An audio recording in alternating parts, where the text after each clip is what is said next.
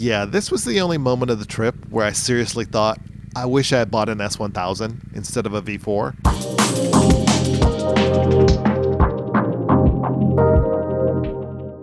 If you're new here, I'd suggest you watch part 1 of this road trip because lots of questions are answered in that video. But if you don't have time right now, here's a 30-second recap. I bought a 2022 Panigale V4. The bike rolled off the truck on Friday, I picked it up on Saturday, I put 600 break-in miles on it in 72 hours, had the break-in service done on Tuesday. On Wednesday, I started a road trip from LA to Austin, 1,400 miles in 39 hours, to catch the MotoGP race this year. And because I had to be back to work the Monday after the race, I had to leave the bike in my cousin's garage in Austin, fly back to California, and then fly back to Texas 3 weeks later to ride the bike back home.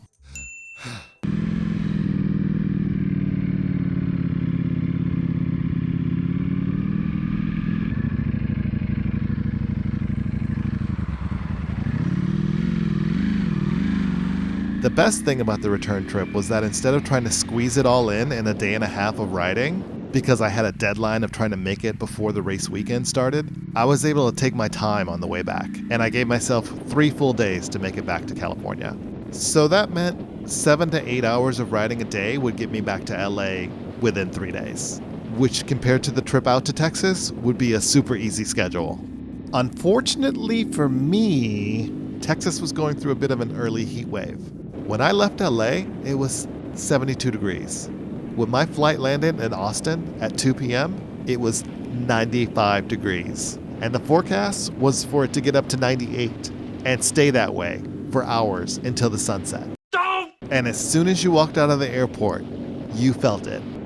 You know when you open the door to an oven and the heat just smacks you in the face? Yeah, that's what it was like. Now, as I mentioned in part 1 of this road trip, Panigale V4s are notoriously hot bikes. On the ride out to Texas, on the hottest day going through the deserts of Arizona, the temperature spiked at 95. And I was baking for a little bit, but then it went down to the low 90s, upper 80s. But riding out of Austin in a sustained 98 degree heat? Holy cannoli. That increase of 5 or 10 degrees of air temperature compared to part 1 of the trip made the bike run so much hotter, with the cooling fan blowing hot air pretty much the entire day. So that ended up starting the trip on a rough note, because after about an hour, the back of my legs started feeling really uncomfortable. No matter how much I wiggled around on that seat, the back of my legs were just really hot from the heat blowing off the bike. But I guess after a few hours, I kind of got used to it. I tried to just block it out and enjoy the Texas scenery. Now, I had my iPods in, so the music helped, but there are a few times I tried to think of what kind of mental games I can come up with to take my mind off of the heat coming off this bike. Like, can I name all 50 states in alphabetical order? Alabama, Alaska, Arizona, Arkansas. Anything to distract. You might be curious about the gear that I was wearing. In addition to my leather jacket, I was wearing a pair of Dainese Tex pants, which are this kind of thick textile fabric with armor inserts.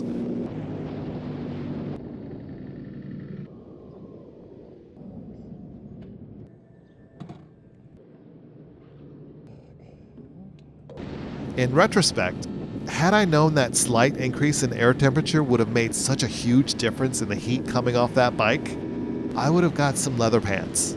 And that maybe would have saved my legs. Lessons for the next road trip. So after 457 miles of riding that day, I roll into Van Horn, Texas for the night and check in my hotel room. But the back of my legs are still kind of sore. So I take off my gear and surprise, surprise, I have heat blisters on the back of both of my legs. 3 blisters on the back of my left leg and 3 blisters on the back of my right leg. Each one is about 2 inches long and about 1/4 of an inch wide.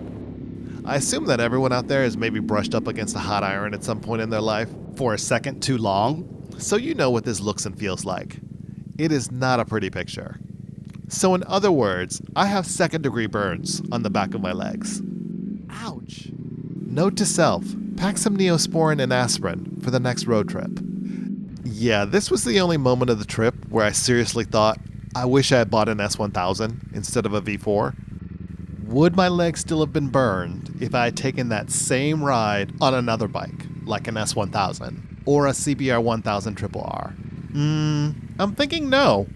Now, I'm not going to say if you buy a V4 you're going to get burned, because I know people in the comments section are going to come for me. Well, I ride a V4 and I've never gotten burned.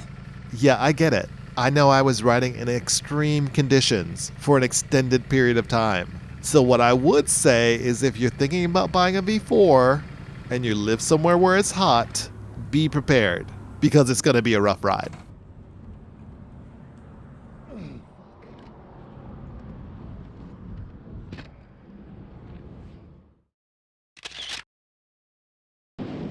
I wake up the next morning, legs still sore, and I'm thinking, I still got a long way to go. I really need to MacGyver a fix for the heat radiating off that motorcycle. The temperatures were expected to stay in the mid-90s that day, so the bike was going to run just as hot as it was the day before. Unfortunately, it's Sunday, and I'm in Van Horn, Texas, population 1,941, so it's not like I'm just going to run down to the local motorcycle shop and buy a pair of leather pants. That's not a choice. So I decide my best option at this point is just going to be to fold up a couple of t-shirts and slip them inside the back of my pants to insulate my legs from the heat, and cross my fingers that that will work. And off I went to start day 2 of the ride. And what do you know? That t-shirt and the pants trick worked like a charm. The back of my legs were nice and insulated from the engine heat, and the ride was so much more comfortable. The air temperatures were still in the mid-90s, so it still felt like I was riding in an oven, but at least I didn't need to worry about my flesh literally cooking on this bike, and I could actually enjoy the ride. And unlike the ride out to Austin, where I had to ride so much at night in order to make good time, I was really enjoying the luxury of being able to take in the scenery and the views during the day. After making quick work of New Mexico and eastern Arizona, I roll into my hotel in Tucson right before sunset, after finishing about 440 miles on the day. My legs were still kind of sore from the day before, but at least my heat blisters weren't any worse. And I didn't burst into actual flames during the ride, so I took it as a win for the day.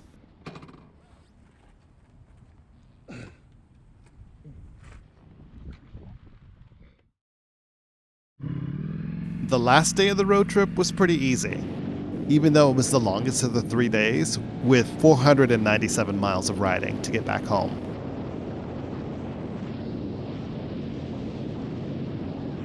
Thankfully, the temperatures were forecast to get cooler as I got closer to home, down from the upper 80s in Arizona to the mid-70s by the time I planned to get back to LA. But even though it was supposed to get cooler, I kept my old t-shirts and the pants trick going because it made the ride so much more comfortable. And as soon as I crossed the state line back into California, I felt this weight lift off my shoulders because the end was in sight. As much as I love a good road trip, once you're in that home stretch, you're really just looking forward to sleeping in your own bed. But I did a quick stop in Palm Springs just to check out the windmills, because that is such a cool spot in Southern California that I've always wanted to stop at.